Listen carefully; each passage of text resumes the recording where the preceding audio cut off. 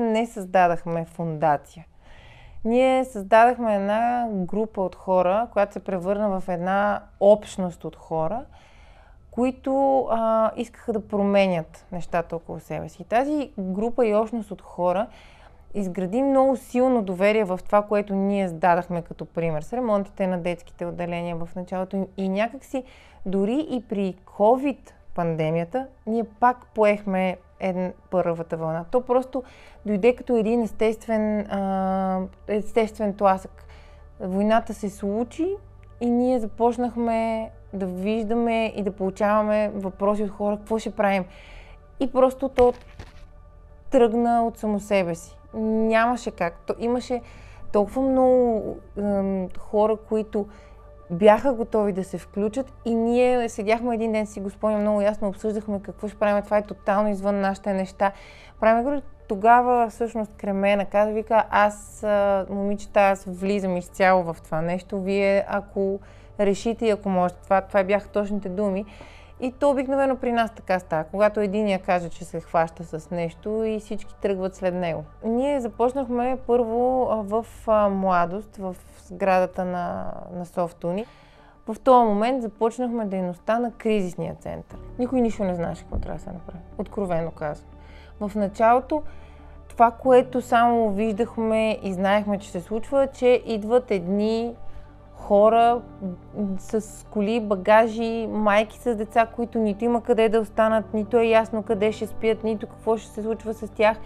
И всъщност в този момент ние, да кажа, просто взехме нещата в свои ръце и започнахме да помагаме с каквото можем. Действахме в движение. Виждахме кой идва, какво идва, говорихме с хората от какво имат нужда. Едни бяха настанени в жилища, други в някои хотели почнаха да отварят вече постепенно места, в които да ги настаняват на свои разноски. И просто от уста на уста хората знаеха, че могат да дойдат при нас и ние решихме, че им трябва хуманитарна помощ.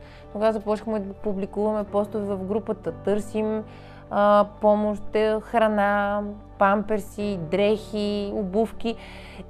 И не мога да ви опиша за какво ставаше въпрос първите 2, 3, 4 месеца там, докато бяхме. Беше като някакъв конвейер от хора, които имаха желание да помагат, носеха дарения. Този център за месец и половина се превърна в нещо грамадно. Записвахме доброволците, имахме по едно време по 30-40 доброволеца на ден. Направихме една стая, в която пък събирахме само като детски хуманитарен център. Вътре имаше памперси, играчки, мокри кърпички, всякакви принадлежности за деца, кремчета, шампуани. Естествено, първото нещо, което трябваше да се оформи, въпреки че беше голяма лудница, беше рецепцията. Ние в началото просто помагахме на хората, след това разбрахме, че трябва по някакъв начин по-задълбочено да ги разпитваме какво се случва с тях, какъв им е статуса тук, къде са настанени, могат ли да работят, не могат ли да работят. Изобщо лека по лека започнахме да оформяме така наречената рецепция, на която минаваха всички. Правеше им се една кратка анкета, регистрирахме ги, взимахме им контактите, те взимаха нашите, за да могат следващия път отново да се свържат с нас, ако имат нужда. Друга много съществена част беше и медицинската помощ, защото малко или много нашата дейност на фондацията е свързана с деца и винаги на нас децата ни изплуват на първо място. И си представих какво ще правя аз в една страна с едно, две, а много често и 3 деца има в украинските семейства, на непознато място, без да знам този език и детето ми да се разболее. За мен това като майка е някакъв кошмар. Защото ти нямаш здравни осигуровки, нямаш пари, дори не можеш да попиташ някой къде да отидеш, ако детето ти дигне 39 градуса температура. Тогава си спомням, че аз поех дейността с здравната помощ. По едно време ми звъняха всякакви хора, нали, с детето има температура, на едното дете му се беше подул кръка, някакво възпаление, на една жена с онкозаболяване, която трябваше да отиде на спешен преглед. Тук просто беше едно след друго обаждания. Хората бяха много оплашени.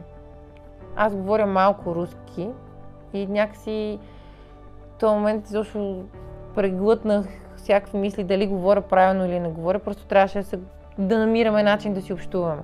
Първите 2 месеца и половина центъра функционираше изцяло с доброволци и с екип от едни 10-15 човека, които извършваха всичките тези дейности. След това вече ние осъзнахме, разбрахме, че това нещо в ситуацията, в която се намираме и неспособността до някаква степен и на държавата да се справи, да овладее тази криза, това нещо трябва да продължи на всяка цена и започнахме да мислим варианти за финансиране. В същото време се появиха и различни организации, които се обединяваха и създаваха такива, нали, един вид фондове за финансиране на тази дейност. От екипа на BG4UA е имало хора, които са идвали много пъти като доброволци в центъра. И след това се срещаха, нали, с хората, които работеха тогава в центъра. И в крайна сметка тяхното решение беше, след като са видяли наистина това, което се случва там, обхвата на работата и ефекта, който има върху тези хора, че наистина това нещо трябва да продължи. Единственият вариант то да продължи толкова дългосрочно, колкото продължава и в момента вече 1 година, е то да бъде финансирано и така получихме всъщност финансирането през фондация Because. Бързината и гъвкавостта. Ние имахме възможност да действаме и да помагаме на хората на момента, без да трябва да минаваме през различни процедури, защото тези хора имаха нужда от помощ сега и в момента. Мога да дам пример с това, че 2 месеца някъде тези хора нямаха временна закрила, нямаха тези документи, които са им необходими изобщо да пребивават тук. След това имаше един период, в който не можехме да ги регистрираме да започнат работа при нас, защото от едната институция не беше вързана системата с другата институция автоматично и трябваше да се носят едни хартиени документи наляво и надясно и аз съм обикаляла с тях, за да си занесат примерно в НАП един документ, защото той не може да си го изтегли от системата на МВР или нещо подобно. Така че гъвкавостта е това, което и бързината на реакцията е първото нещо. Второто може би е това, че ние бяхме много близко до хората. Много до самите украинци, до техните нужди. Това, което можахме много бързо да разберем от какво те имат нужда, за да могат да се адаптират по-лесно тук, да се опитат да си устроят живота. И нали, в последствие да станат някаква така част от нашето общество, която допринася дори за него. И един пример за това е, че нали, всъщност ние много бързо се ориентирахме в началото, че майките с малки деца, за да могат изобщо да функционират тук, имат нужда някой да се погрижи за техните деца. И така и в кризисния център, и в интеграционния център, и отделно в друго помещение, нали, ние създадахме 2 първоначално детски центъра, след това още един, в който хората всъщност можеха да оставят децата за поне 1 месец безплатен престой, за да могат те да организират живота си, да си потърсят работа. Защото първите месеци, след като започна войната, се сформира така наречения щаб за справяне с кризата. И всъщност информацията течеше от нас към тях в голяма степен. Много от нещата, които стигаха до нас като информация, изобщо не можеха да стигнат до щаба, до съответните институции. Тя вървеше по обратния ред. От нас към тях. И също, както казах, тромавостта на институциите, тяхната бавна реакция, ако не беше неправителствения сектор, тук говоря, нали, не само за нас, а целият сектор, положението щеше да е много драматично. Ние като неправителствен сектор, буквално първите няколко месеца изнесахме голямата част от тежестта на тази криза. Сега като мина вече една година, това, което ние забелязваме е, че това, което се случва с украинските бежанци е като жив организъм. В смисъл много се променя на базата на времето, което те прекарват тук, нуждите, които имат. И все повече и повече, нали, виждаме, че и ние се променяме с техните нужди, защото в началото помощта беше насочена в една посока. Сега някаква част от тези хора са устроили живота си тук вече в България, мога да кажа, с наша помощ. Тези хора вече имат нужда от друг вид социализация, друг вид помощ от наша страна. И ние мислим как това нещо да го променяме и да продължим работата и тази година. Мога да дам пак един пример. Всъщност в момента има много деца, които се намират в базите, много хора, които са в базите и за съжаление там тяхната връзка с социалния живот и защо навлизането им в нашия живот по ефективен начин е много ограничена, все още.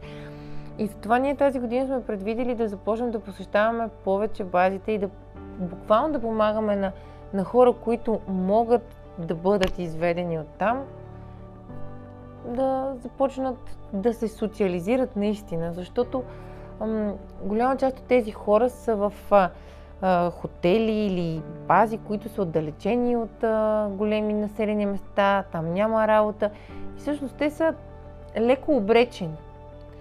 Децата, които са там, например, са тотално лишени от всякаква възможност за социализация, изобщо комуникация дори с български деца, занимания, които са подходящи за тяхната възраст и някакси това е нещо, което, не знам, ние винаги сме били такива, не ни дава спокойствие, нали, че там това нещо се случва и затова решихме, че тази година ние ще направим усилия в посока на това да помагаме и в самите бази. Лично така емоционално за тях голяма трудност е това, че те изпитват огромно чувство за вина. Това е... Аз искам да кажа, че тези жени, поне, които имаме досег тук в центъра, в детските центрове, са жени с много голяма сила, които аз не бях виждала така първите няколко месеца да плачат. Те просто се хвърлиха в това, което трябва да правят, за да оцелеят и да се грижат за децата си. И имахме една сесия с Травма коалицията от Израел и те за първи път така ги събраха и поговориха с тях, нали, как се чувстват. Всички казаха едно и също нещо – виновни. Виновни за това, че ние сме тук, въпреки че сме взели за нас правилното решение да запазим децата си, но виновни за това, че не сме там и че не помагаме. Това чувство за вина е много, много тежко и много, много трудно за всички тях. И едно от нещата, които малко им пречи тук да могат да се почувстват една идея, сигурни и спокойни, че са на правилното място или че са направили, да са убедени в това, че са направили най-правилното решение за тях и за децата си. Промяната в българското общество, според мен, е от няколко години назад така тече, защото преди не съм забелязвала да има такова високо ниво на осъзнатост и желание за помощ, но като че ли и COVID, и войната в Украйна всъщност провокираха едно огромно желание у хората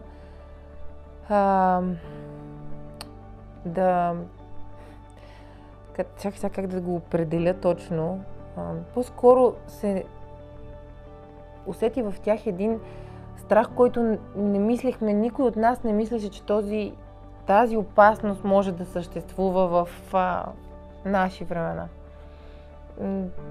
Война на няколко стотин километра от нашата граница, в пределите на Европа, нещо, което е война, най-разрушителната стихия, която изобщо може да съществува, нали, извън природните такива. И беше наистина неочаквано порива, който имаха в хората да помагат. Те просто идваха постоянно.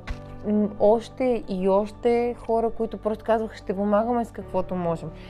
Това е само в центъра. Ако си дадем сметка какво се случваше с това, че българите отвориха домовете си за непознати хора, защото колкото и да се възприемаме като близки славянски народи, това са непознати хора.